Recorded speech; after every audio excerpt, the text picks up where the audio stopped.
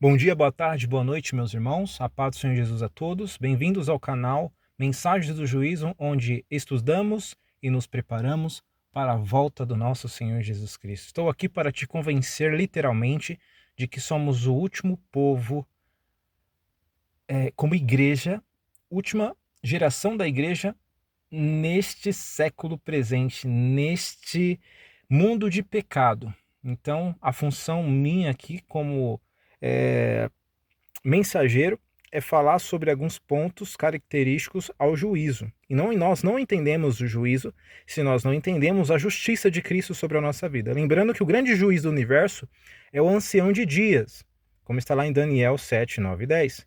O ancião de dias é Deus Pai, tá ok? A justiça que foi derramada sobre todos aqueles que creem em Jesus é a de Cristo.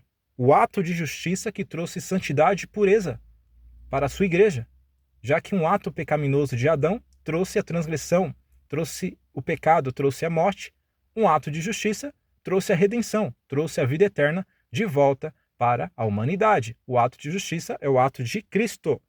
E para entendermos tudo isso, nós precisamos entender o que é pecado. E nós estamos falando justamente sobre o livro da razão, onde fala sobre pecados consumados e não consumados. E agora nós estamos falando sobre graduação de pecados. Exemplo de graduação de pecado à luz do Espírito de Profecia, onde falamos de Moisés, que feriu a rocha. E hoje nós vamos falar mais uma vez sobre esse exemplo.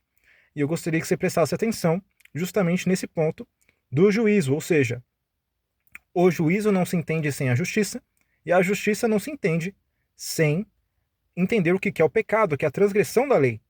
Da mesma forma, com a terceira mensagem angélica.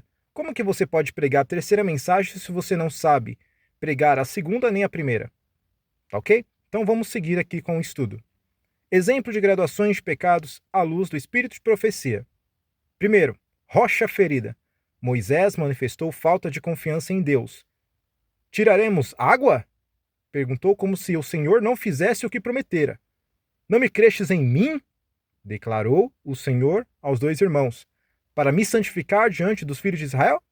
Na ocasião em que a água faltou, sua própria fé no cumprimento da promessa de Deus fora abalada pela murmuração e rebelião do povo, ou seja, pecado de fraqueza, condição pecaminosa que nós temos.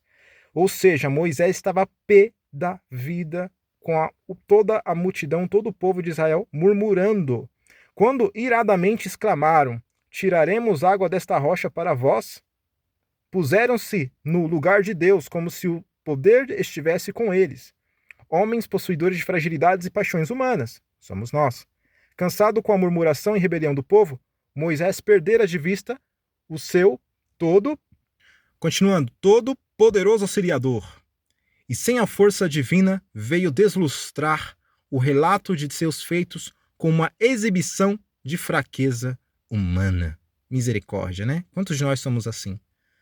Agimos por fraqueza, né? O pecado tripartite, pecado por ignorância, pecado por fraqueza e pecado por maldade. Muitas das vezes nós pecamos por fraqueza. Pedimos e necessitamos do poderoso auxiliador, do todo-poderoso auxiliador que é o nosso Senhor Jesus Cristo. O homem que poderia ter permanecido puro, firme e abnegado até o final de sua obra, fora finalmente vencido. Quem? Moisés. Deus fora desonrado perante a congregação de Israel, quando devia ter sido engrandecido e exaltado. Deus não pronunciou nesta ocasião juízo sobre aqueles cuja ímpia conduta de tal maneira provocara a Moisés e Arão, lembrando que Satanás estava como que motivando as multidões a murmurar, tá ok? Então temos adendo aqui da tentação da murmuração com a multidão. Ou seja, Satanás não estava de braços cruzados, estava trabalhando justamente para tentar Moisés e Arão.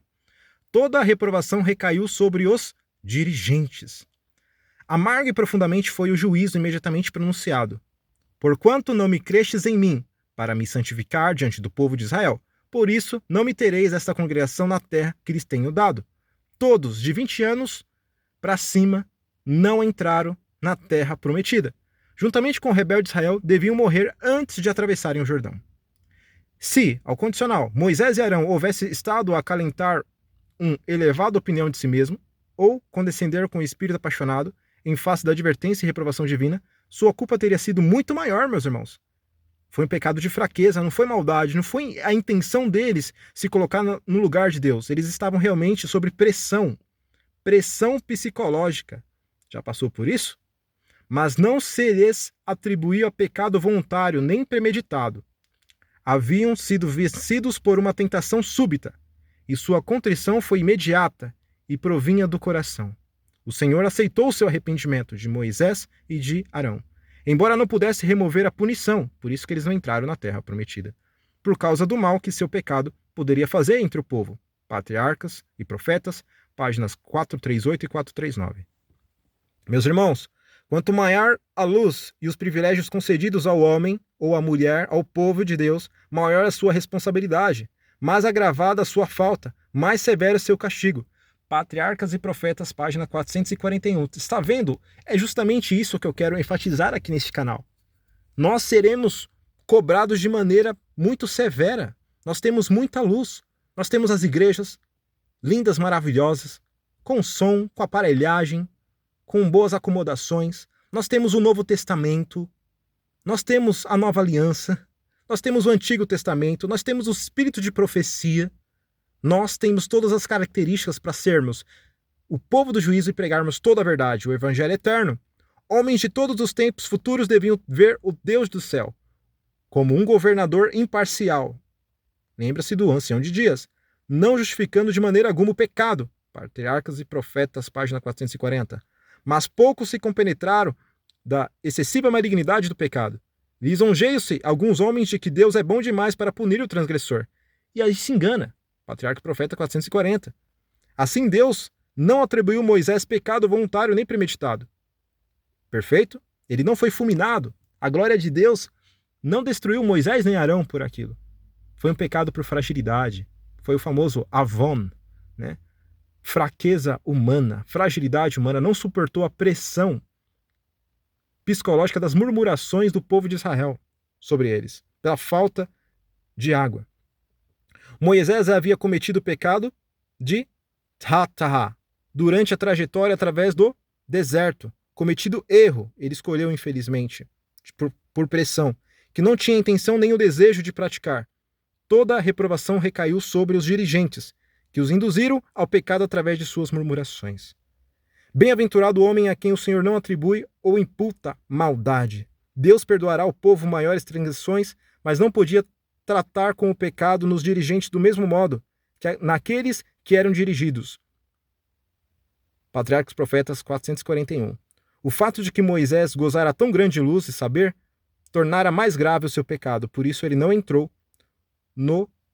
na terra prometida, na Nova Canaã. Vamos agora para o pecado doloso. Estamos repetindo isso, né? Pecado contra o Espírito Santo, pecado que Deus não perdoa.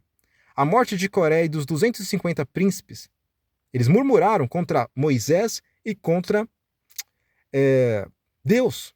Coré não teria seguido o caminho por onde foi, se tivesse sabido todas as instruções. E reprovações comunicadas a Israel eram de Deus. Ele podia, entretanto, ser sabido isto. Deus dera prova esmagadora de que estava guiando Israel. Mas Coré e seus companheiros rejeitaram a luz, até se tornarem tão cegos que mesmo as mais notáveis manifestações de seu poder não bastavam para os converter. Atribuíam-nas todas as operações humanas ou satânicas, ou seja, a nuvem de fogo para aquecer durante a noite. Coré ignorou.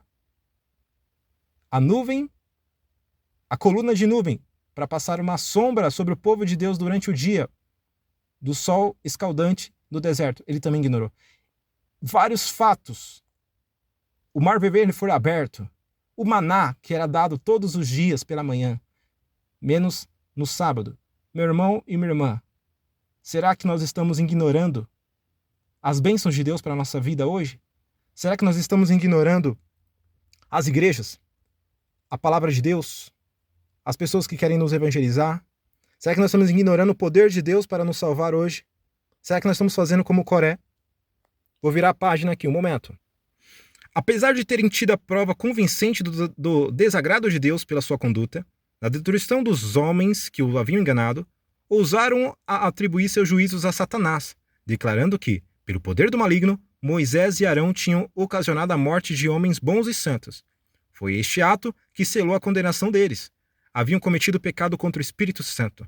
Pecado este, virtude do qual o coração do homem eficazmente se endurece contra a influência da graça divina. Quero fazer um parênteses aqui. Lembra de Faraó? Faraó não era servo de Deus, mas todos aqueles sinais foram ignorados. E ele endureceu o seu coração. Lembra-se dos fariseus que rejeitaram o reino de Deus? Eles ignoraram que Cristo era o Messias. Eles sabiam que Cristo era o Messias, mas eles não queriam aceitar. E justamente por isso, foi concedido a eles justamente esse pecado, o pecado doloso. O pecado que nós conhecemos com a luz hebraica é remiyah, pecado contra o Espírito Santo. Não tem perdão, meu irmão. Deus não pode fazer nada com aquele que teima no pecado. Se qualquer disser uma palavra contra o Filho do Homem, disse Cristo, ser-lhe-á perdoado. Mas se alguém falar contra o Espírito Santo, não lhe será perdoado. Mateus 12:32. É mediante a operação do Espírito Santo que Deus se comunica com o homem. E aqueles que deliberadamente rejeitam esta operação como satânica interceptaram o conduto que estabelece a comunicação entre a alma e o céu. Patriarcas e Profetas 4:26. Deus opera pela manifestação do seu Espírito, para reprovar e convencer o pecador. E se a obra do Espírito Santo é finalmente rejeitada, nada mais há que Deus possa fazer pela alma. O último recurso de misericórdia divina foi empregado. O transgressor desligou-se de Deus, e o pecado não tem remédio para curar a si mesmo.